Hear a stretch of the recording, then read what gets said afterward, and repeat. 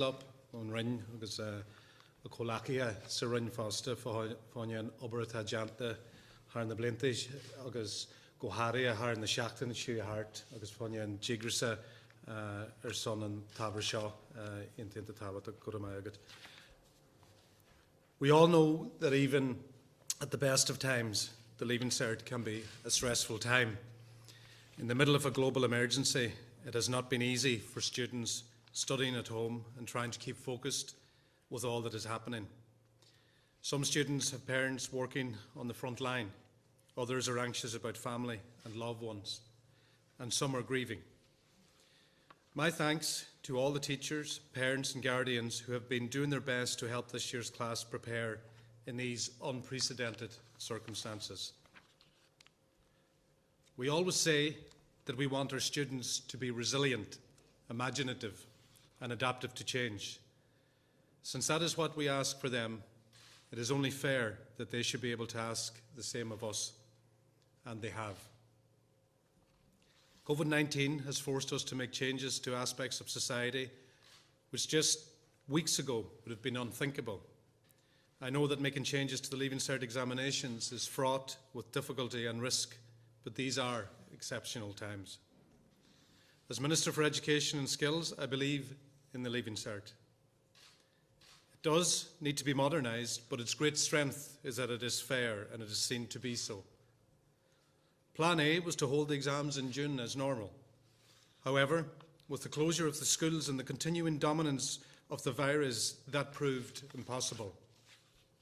We always said that we would look at alternatives if the exams could not proceed.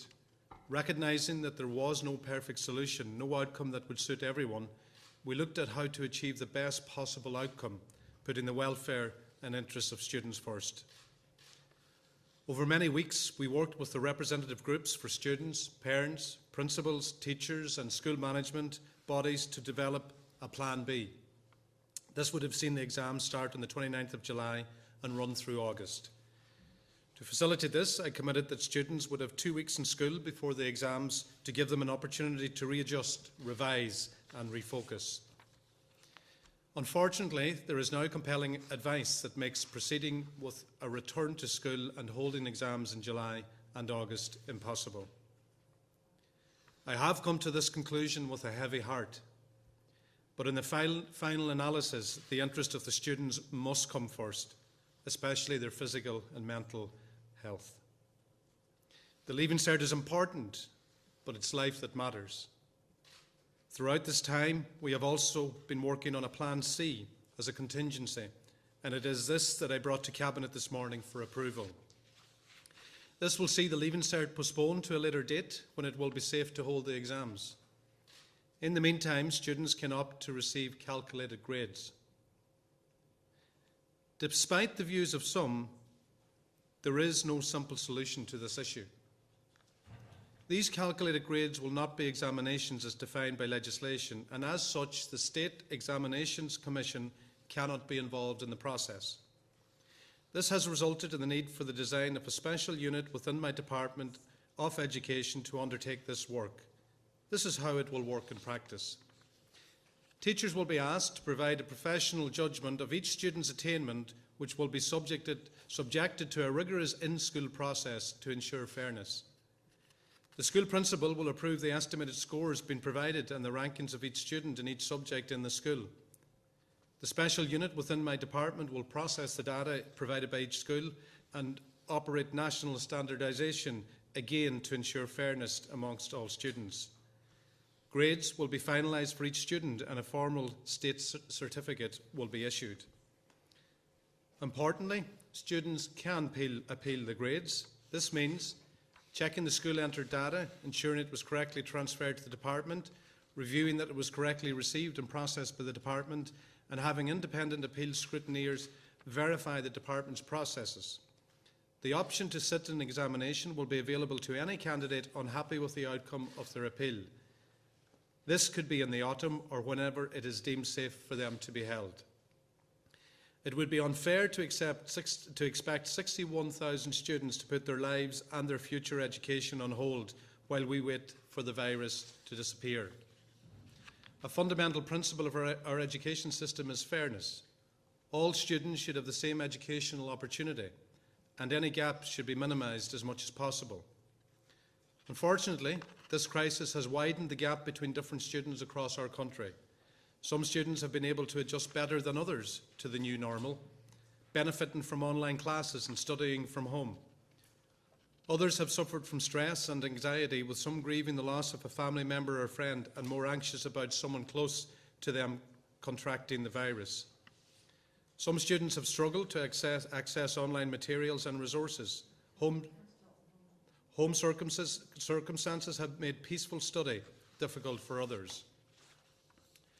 My preference was for the exams to proceed, and I want to thank the members of the advisory group who have worked with me in these difficult circumstances in trying to make that a reality.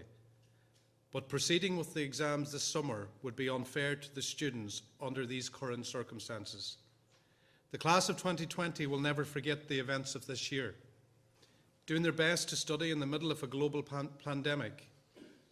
I am disappointed that we have been unable to run things the same way as in previous years, but what matters is that we are removing uncertainty and providing a clear solution. I believe that education is about empowerment. Komasu. It gives us the skills to prepare for a world of lifelong learning and active citizenship. The Leaving Cert curriculum is designed to unlock the potential of our young people and open the way for a better future.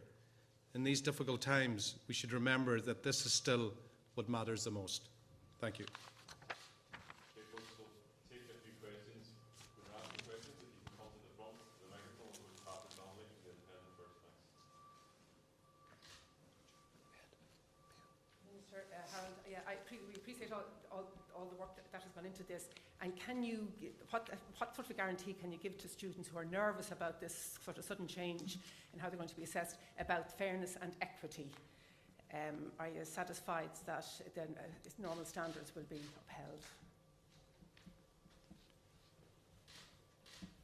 upheld? Thank you, Catherine. I think throughout this process we've kept fairness and equity at the centre of all our deliberations, and one of the central features of the calculated grade model is to ensure that we have fairness and equity also, and the professional judgment of the teacher, the relationship and the knowledge that the teacher has of the student is the first port of call. But it's not just the teacher that gives the calculated grade.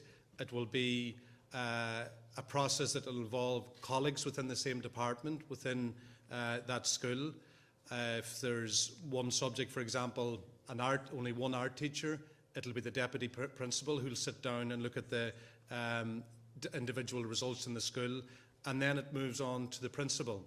And the principal, through this process, will engage then with the teachers to see and ensure that fairness and equity is at the heart of these deliberations as well.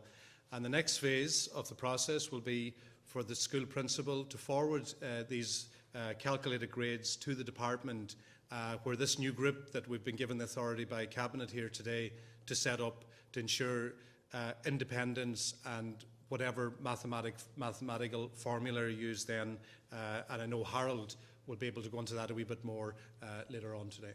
Sorry, can we just get clarified? So the new group within the Department of Education, that had to be formally ratified by Cabinet today. They had to formally approve it. It had to be formally approved by Cabinet today, and the reason why we had to set this up is because under existing legislation, under the Education Act 1998, the State Examination Commission is legally empowered to run state exams, to facilitate the exams, to correct the exams, but it doesn't have the legislative function to do this assessment process that we need to do now. So that's why we've set up this new group. Obviously, legislative change could have allowed us to make changes for the State Examination Commission, but everybody knows we're not in a position to make legislative changes. Thanks, Catherine.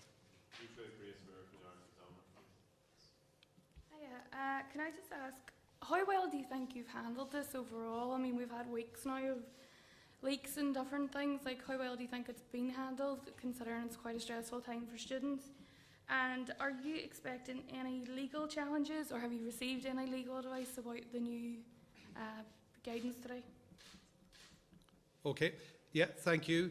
This has been a very intense process over the last number of weeks, because one of the things that we decided to do, and we said publicly when we announced Plan B, which was to postpone the exams and have them on the 29th of July, I also tasked the department officials with looking at a contingency, and that contingency centred around this model of grade awards that we've announced today. So in order to do that, there were a number of steps, and the number of steps were really, really important, and that was engaging with the stakeholders, the education stakeholders, and whether it was the representative bodies of teachers, unions, management bodies, student representative, parent representatives, we engaged with them on a very, very intense basis to ensure that we were ensuring that the equity and fairness we talked about earlier, ensuring we were going about this in a proper way. Furthermore, we ensured that we had proper legal clarity around it as well, and that's why we needed the necessary time to do that. And ultimately, the decision when I announced the July the 29th date, and prior to postponing the time we postponed the exams, I said at that time I would announce the timetable for the exams the first week in June. We're doing that earlier now, because the advice that we're getting and the medical advice that we've got is saying quite clearly that the expectation is that we will not be in a different place to hold these exams as we had originally intended to. So to answer your question, how well was it handled? It was handled in a way that ensured that the right deliberation was carried out between the stakeholders, and the unions were given time as well to engage with their members, and that is something they requested as well at one of the advisory meetings. And in terms of the legal advice, there are vulnerabilities in this in terms of the legal advice that we're getting, because there is a legitimate expectation, number one, for students to sit the Leaving Cert. We as a department have come to the conclusion that it's not safe and it's not in the best interest of the students in terms of their physical and mental health to hold those exams. So now we're moving into an assessed option and solution which is different to the expectations of the students over 2 years. So yes, there are legal vulnerabilities around this course that we're taking.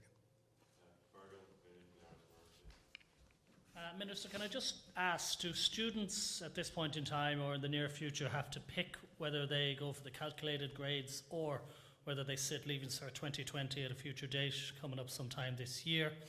And if it comes that they don't like their calculated grades, can they then decide that they can sit Leaving Cert 2020 in the autumn or whenever it is? Yeah, thanks Fergal for that question. Students now will be contacted individually through their schools. Do they want calculated grades? And if they go for that option, they don't have to say at that stage whether they're going to go for Leaving Cert. But if they're not happy with the calculated grades that they get or the individual subject or specific subject area, they will have an option of appeal. And if they're not satisfied with the appeal outcome, then they will have an option to sit the Leaving Cert at a later date. The example I would like to give, like a student who's not happy with maybe the French result, can sit a French paper on its own in that Leaving Cert whenever it's held. And once again, just to re-emphasise, it will be held at the earliest possible opportunity when it's safe to do so.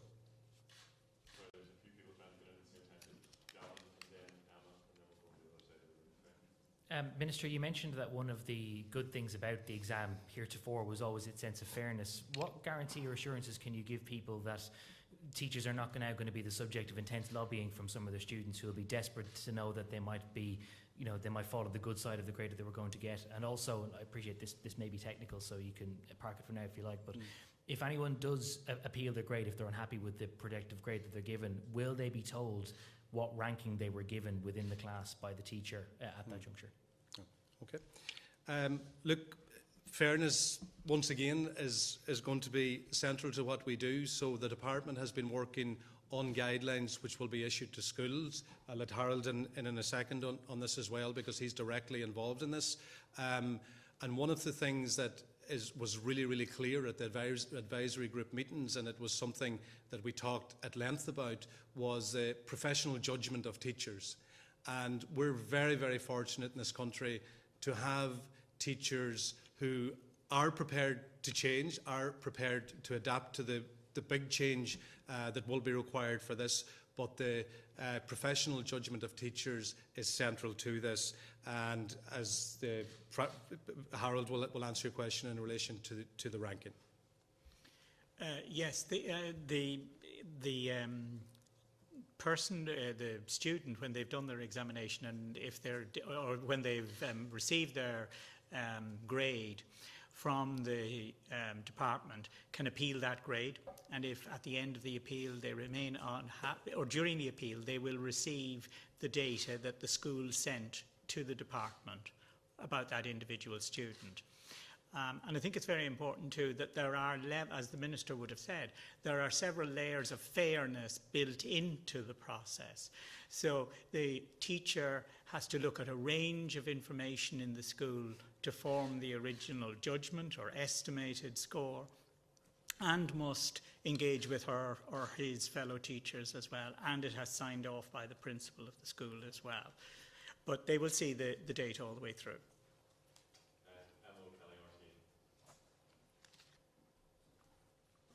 Minister and Harold, I have a question for both of you, if you wouldn't mind. Yeah. I'm thinking also of the camera. But for the Minister first, the system that you've devised is rather like the UK system, but they, for example, teachers there are not allowed to discuss any deliberations or ranking or grading that they're giving students with students or outside. Will that be the case with the Irish model? That's the first question. And secondly, I wanted to ask you again about fairness. I mean, you spoke about your concerns around bias. You spoke about your concerns around the close-knit nature of Irish society, teachers judging neighbours. You were you were unhappy with that idea earlier. How do you feel about this issue of fairness now? Yeah, look, let's call a spade a spade. I had massive reservations around this, and this is not a perfect solution, Emma, by no means. And one of the things that I've learned through this process over the last number of weeks in looking at this particular model, I would have based the assumption on a predicted grade being the teacher being at the centre of that decision.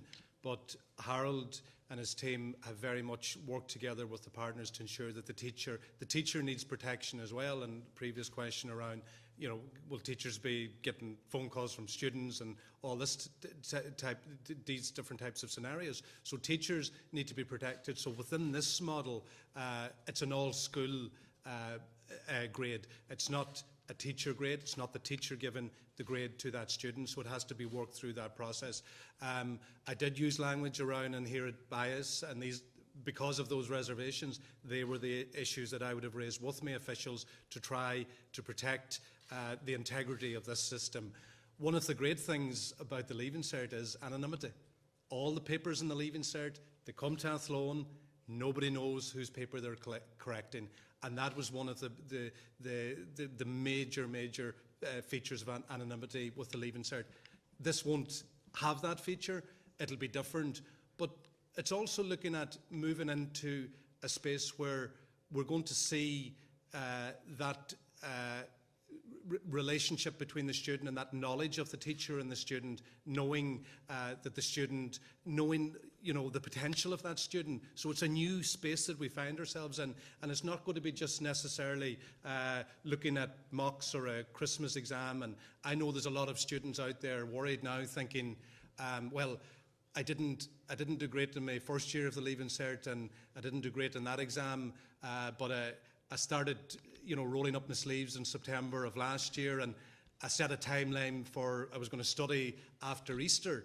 The teachers will know the capability and potential of that student, and just because that student doesn't have the necessarily data to reflect where that student's at. So that is a big feature of this, and that's one of the things that's helped me, convince me on my journey, and a number of others and principals who I've talked to as well.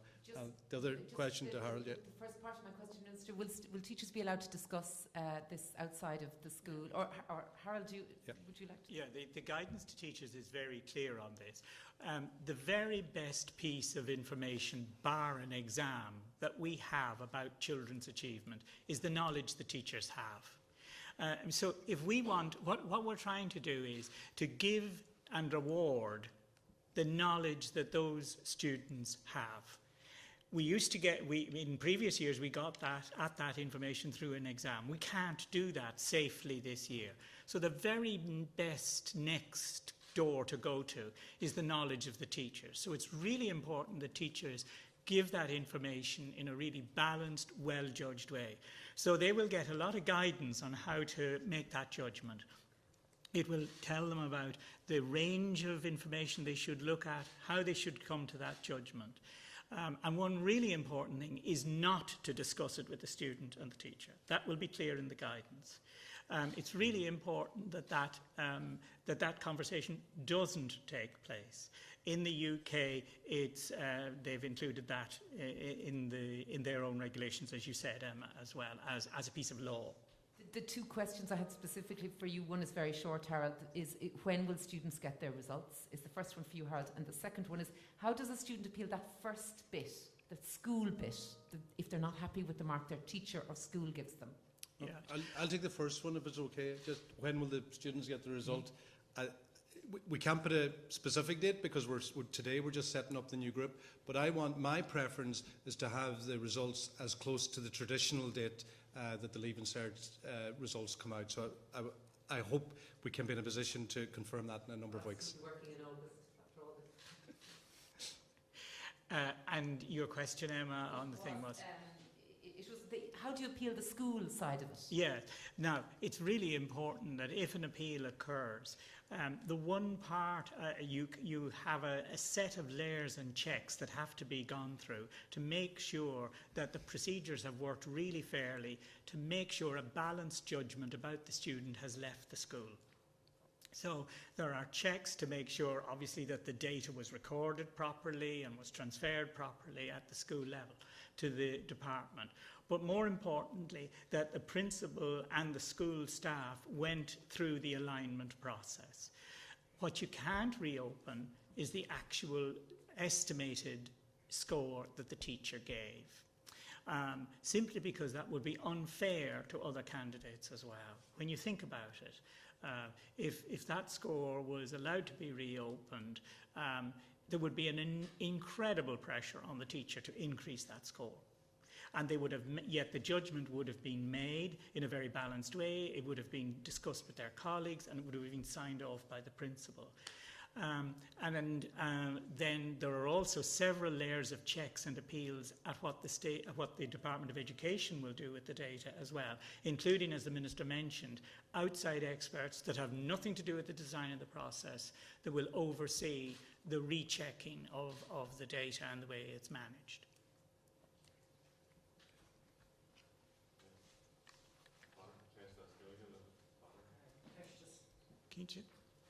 Ceist don Ara McHugh, agus an ceist chéarna beidir de Harold Hislop. Ara, cén dói a chintear gohfuil feraltacht agus cotamas a grí lár an fróise se ar fád. Níháin de galtaí na bliana seo ach de galtaí ó blianta eile atá chuir seathar chuirsaí trí level a miana. Well, an córa atá deanta idir na páirtí a lasmhara agsúla mar hamplan banisteocht agus bald an banisteocht. Jumpal an tabla har an couple seachtain siú hard. Bhí muid ag gcónaí ag glóirt foin céim balla is feralte, céim balla go bhfuil muid ag covid an brú amach as an múinteoir agus an taithí agus na tóirí atá deanta fáinne na Macléna haar couple blian agus an balla is é ma hurmse an balla is ferlse is é an tólas atá ag an múinteoir leis na dalta scola agus an cadrah idir na Macléna agus na múinteoir fásta agus bhí achrú mór an cinse Bhí an artais Harvey náusblach ach tan balla seo difriil. Níl sé forfa, níl an balla seo on ó níjig fís a chuig.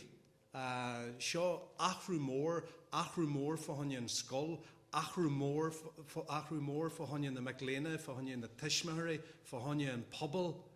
Ach, tan pandemic on, tan COVID níag on, agus sinnan fa go bhéimeid ag úsid an balla eile, agus tá me cinse I gcónaí agus crílarna achan córa tá agamsa agus an díosbaracht a sé an brú atáthú, an imní atáthú, an stros atáthú, agus an ogla atáthú, agus an mí cinntethe fásta. An mí cinntethe on I gcónaí ó lá go lá, na duine ag obair go díon, ag wascail ag 8 o'clock ar maidjing, ag stadar go dí, an tróna ag stadar go dí an ihe, agus bhí siad san inta dígrasa ach níl muid abalta an arteist a bógar rai a curry bhaim an bliana mar ní bheith sé ferailte nó ní bheith an arteist sáilte fa honne na stúrathir agus na Macléna. Mar dúirt an tara. Tá an córas atá bunatha an sa tá sé ósáid agin tuisnach bhfuil an gná ardteist méras, na scrúda ardteist méras áreachtáil aginne. Agus an éile chuid den fearáilte ag baint leis an ggóras seo. Bhainn sé leis an gásan a bhfuil na Macléin, tá roinnt Macléin anis an mhaithin sin. Agus bhí seans acu stadar a dhéanamh nuair a bhí na scoile na dúnta. Ach roinntha eile acu, ní rá an seans céanna acu.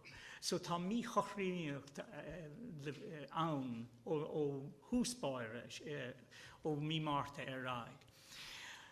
Tá bhí stiad an córas seo tá secanna éagsúla is dis sa córas, anas gur féidir ling bheith cinse go dagan barúil an bhúntóra, an marc atá meastathe ag an múntór. Bhfuil seicáil déanta ag an múntór féin, go maiann si úsáid as fianaise, an tacht ar an marúil sin, agus tar éis sin go bhfuil orthaí nó ar an bhúntór sin an na marcanna sin a plé lena comúntóirí. Agus an nuas ar sin, seicáil déanta ag bríomhéad na scoile. Agus nuair a hagan an tólas ó na scoile na margheallar na Macléin seo, go dtí an Rhein, ba seicán taobhiste is na córas atá ag gaibbrú sa Rhein chomá. So cinse tá an córas seo I bhfad níos féráilte ná iarachta dhéanamh scrúdú gar scrúdú nó scrúdú ar ábhar amháin nó go arachtáil nach méach féráilte a churbe don na Macléin atá maithan sin. Seo an tain slí amháin, chun fiabhas de haiséig in a chur an éispris atá tharla is sa tír seo don na Macléin fés a fé. Okay, we're going to go to the other side of the room now to Jennifer, I think it is. Just in relation to teachers who aren't comfortable or who aren't willing to grade their own students, what will happen there? And you spoke a little bit, Minister, about the legal vulnerabilities. How significant are those vulnerabilities? Are we looking at a situation whereby one successful court case could take down the entire process for everybody else? And in fact, is the predictive grading element legal in and of itself, and will it need separate legislation? Thank you. Okay, I'll take the latter part of the question if you want to take it first, Harold. Yeah. Look, in relation to the legal advice, and this was all part of the time that we need to take to go through our deliberation, there is a legitimate expectation on the part of students to sit a normal Leaving Cert.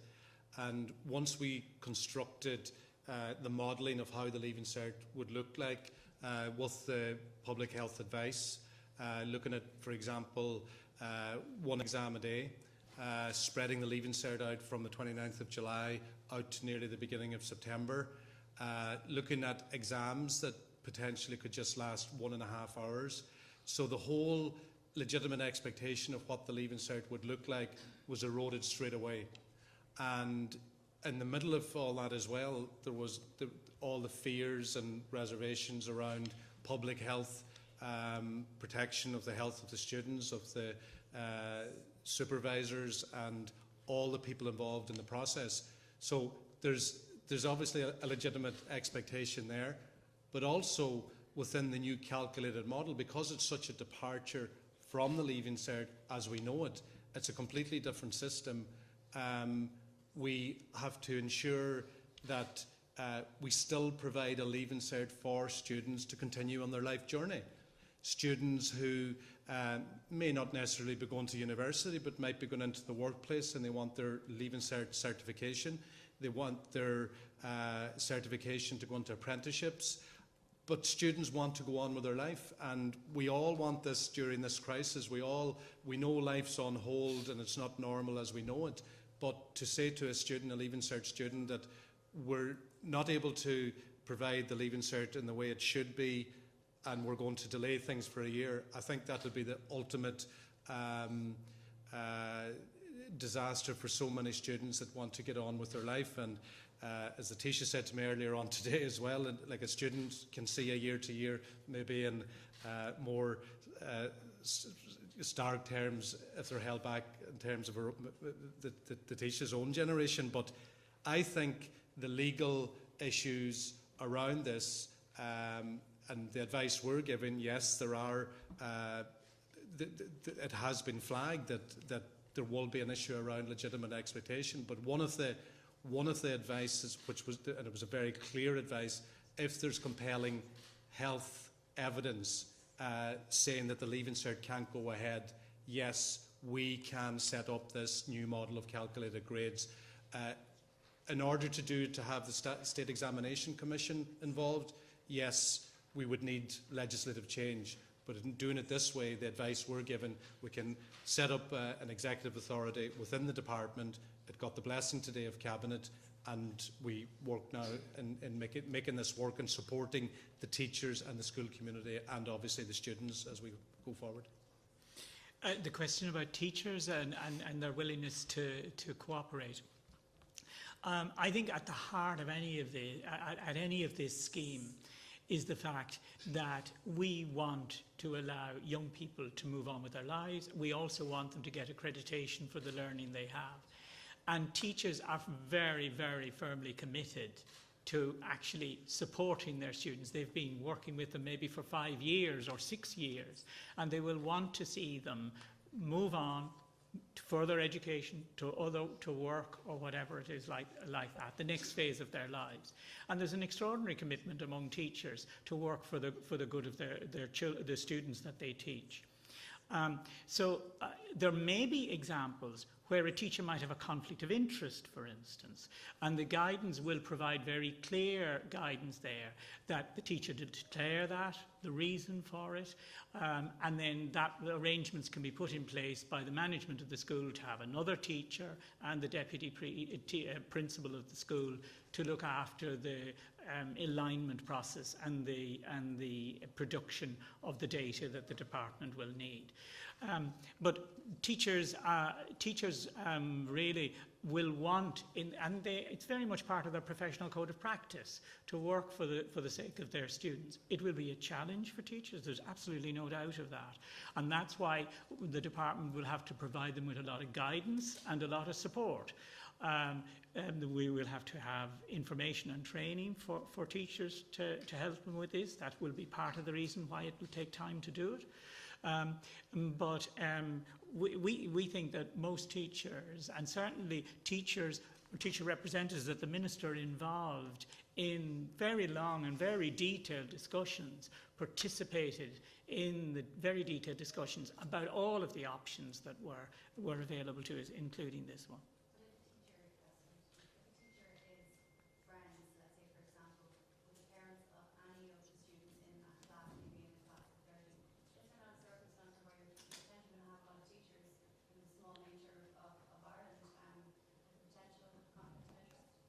And that's why, in fact, the alignment process is so important. It's not the teacher's judgment, a single teacher's judgment that comes to the Department of Education. It's not that. It's a school's judgment on a subject-by-subject basis about the performance of that student.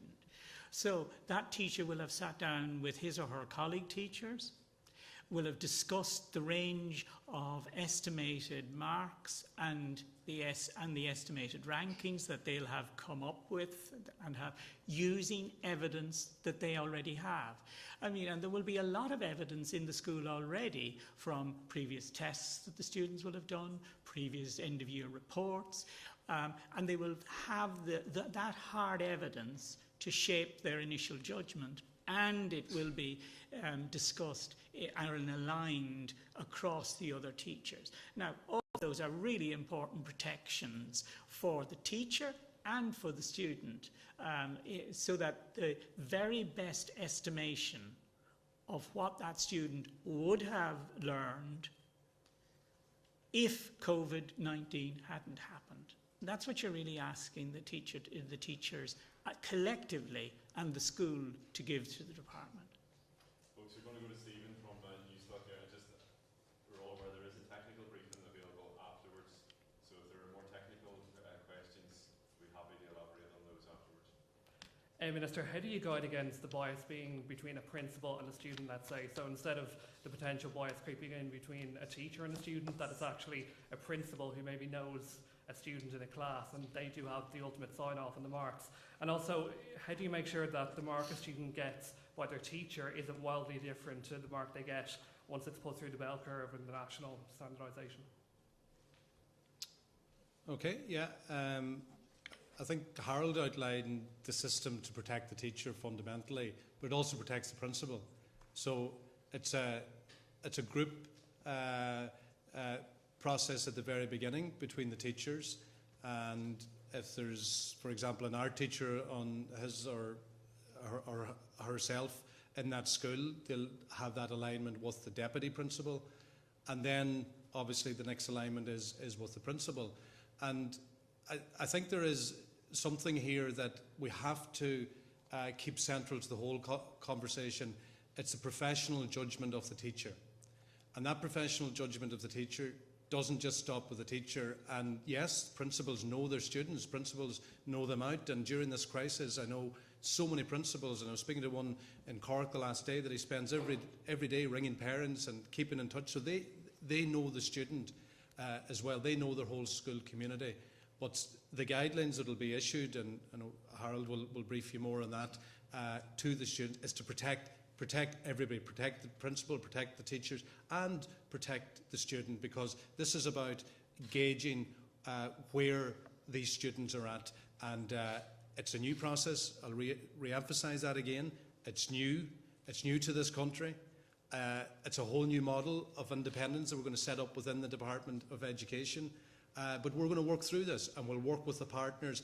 And that's why it was so important for us to have those conversations with the education stakeholders to ensure that their representative voice was heard as well, and whether that was the student voice or the unions, and everybody played their part to ensure we'll continue now down this road and build a system that's new to this country, and it's the first time it's been used.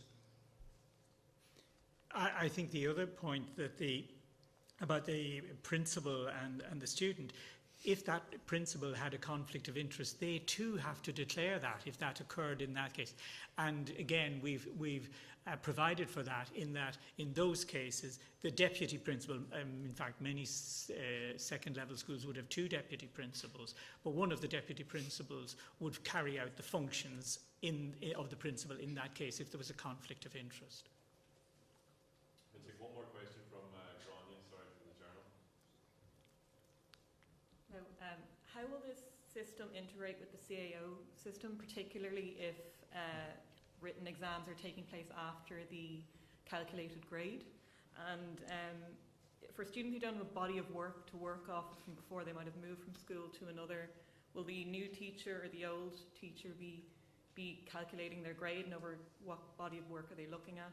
And then finally, Minister, you mentioned that the Leaving Cert is fair and it seemed to be fair, but it is in need of reform. Is there an opportunity here to look at the Leaving Cert in future years based on what's happening here as a way of assessing students more fairly, considering it does seem to be unfair to assess a student on how they perform on one day? Do you want me to? Yeah. I'll take that one.